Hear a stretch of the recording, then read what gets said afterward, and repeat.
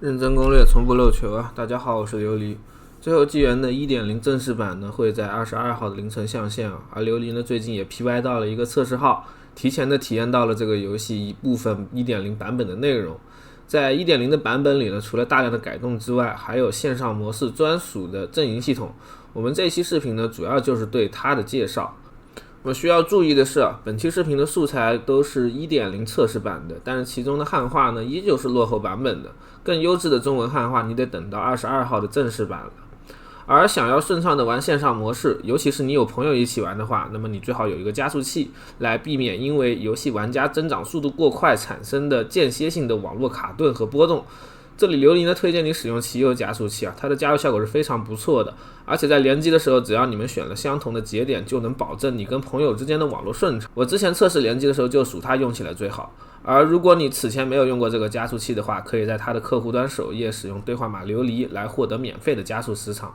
言归正传接下来是关于阵营系统的介绍。那么想要进入阵营的话，我们首先得把剧情打得七七八八。在第9章的剧情进行大半之后，我们可以再通过与 NPC 的对话得知阵营的消息，之后就可以直接传送到2个阵营的场地，然后通过对话来加入他们了。游戏里目前只有2个阵营可以加入，他们分别是命运之环和商人公会。加入命运之环呢，可以让你获取额外的物品掉落，而同时解锁命运叫你去战斗的预言系统，通过完成任务来获取额外的奖励。加入商人阵营则能让你和其他商人阵营的玩家进行交易。简单点说，就是一个是打保 buff 阵营，另外一个则是纯粹的交易阵营了。不过个人在测试版体验下来，商人阵营的劣势有点大。原因一是命运之环它给的加成实在是很优厚啊，在你满级的情况下，比商人阵营最起码是会多2到4倍的物品掉落的。第二个呢，是因为游戏的本身它有一个联机交易系统，就是只要你跟好友一起组队，就算你们都是命运阵营的，也是可以自由的交易组队期间掉落的物品的。就算这个物品它不是组队期间掉落的，你也可以通过组队游玩一定的时长换来专属的共鸣道具，通过它呢，你也可以把自己掉落的装备去送给朋友。所以只要你能找到一起游玩的朋友，就能又享受命运之环的加成，又享受组队交易带来的收益了。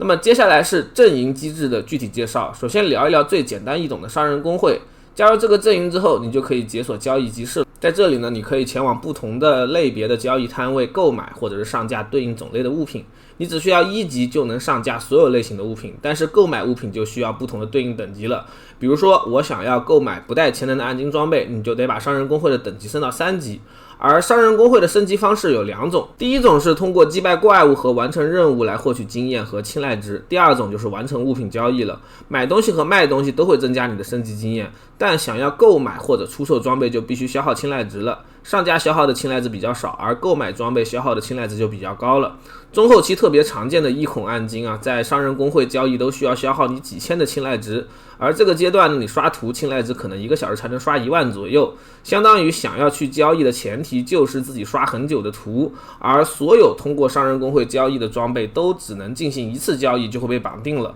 所以想要低买高卖也是不可能的。除此之外商人公会它就没啥特别的加成了。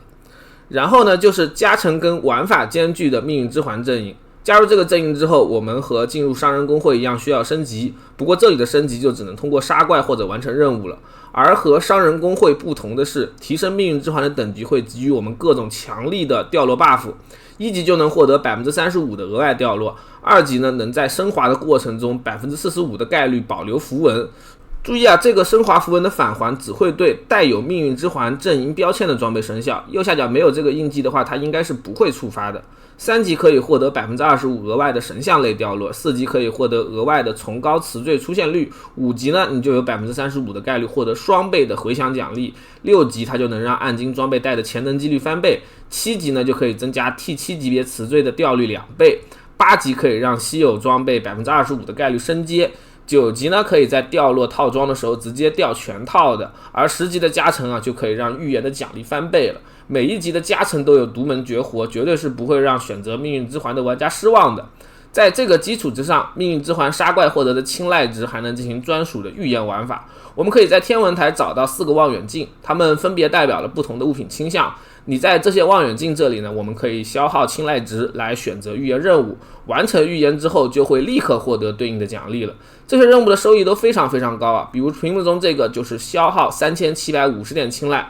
然后呢，只要你击杀了特定的怪物流浪法师，就能一次性给我们掉4枚暗金首饰的预言了。而这个任务它是可以被完成2次的，相当于你拿3750青睐换了8件暗金的首饰。如果你是10级的命运之环，那么就是16件了。望远镜刷出来的任务，如果你不想要，还能通过消耗青睐值把它给刷掉。选择任务跟刷新任务的时候呢，我们还能通过镜片来定向任务的类别。目前游戏中所有的镜片列表是这样子的，每一枚望远镜最多装备3枚镜片，而镜片分别是在2、5和9级解锁。预言任务呢，在开荒阶段的帮助是非常非常大的。我的建议是你有个2到3千的青睐就去消费一次，直接去找自己最需要的物品或者自己身上最差的装备部位来预言就好了。而前期刷预言，你可以用通用镜片来减少自己不想刷的那些玩法，然后在选任务的时候可以反复的选择同一类的。预言任务一共可以同时存在48个，我个人是试过同一个 BOSS 叠加了3到4个任务，打死之后所有的奖励一口气爆出来的感觉是非常不错的。后期呢，那就是多攒青睐度，然后一口气多选一些预言任务，你把它大部分都做完了，再回去刷新领取，也不会太耽误你的刷装的时间。总的来说就是一个非常非常强力的机制啊！我在测试服开荒的时候，感觉在前期掉落的实用物品里，有一大半都是预言给的，毕竟这玩意它都是定向自己最缺的掉落嘛，而且它完成任务给的数量也是非常非常多的。最后再说一下阵营之间的转换机制跟个人的推荐啊。2种阵营之间呢，你是可以保留当前的阵营等级和经验来转换的，但是在转换之后，青睐值会被清空，只能重新积累。而除此之外，商人阵营交易得来的装备，以及命运之环阵营的额外掉落和预言掉落，都会有本阵营的专属标签。转化阵营之后，你就不能再次使用了。所以呢，想要在阵营之间反复横跳的话，你最好留一些没有被打上阵营印记的装备。琉璃这边个人推荐你是选择命运之环阵营开荒，它的掉落 buff 还有预言系统在前期就能提供非常非常大的增益，中后期呢再加上预言系统的话，在不干扰你刷图的情况之下，你的战斗收益会比商人阵营高个2到4倍。商人阵营我建议是对游戏有足够多的理解，而且不打算去尝试太多玩法的朋友选择，因为中后期呢购买装备的青睐值消耗太高了，你换一个打法吧，你买核心暗金还得先去刷青睐，你青睐刷满的时候，没准命运之环已经把装备给爆出来了。那么以上就是这一期视频的全部内容了，我是被命运指引去战斗的琉璃啊，就让我们下期视频再见吧。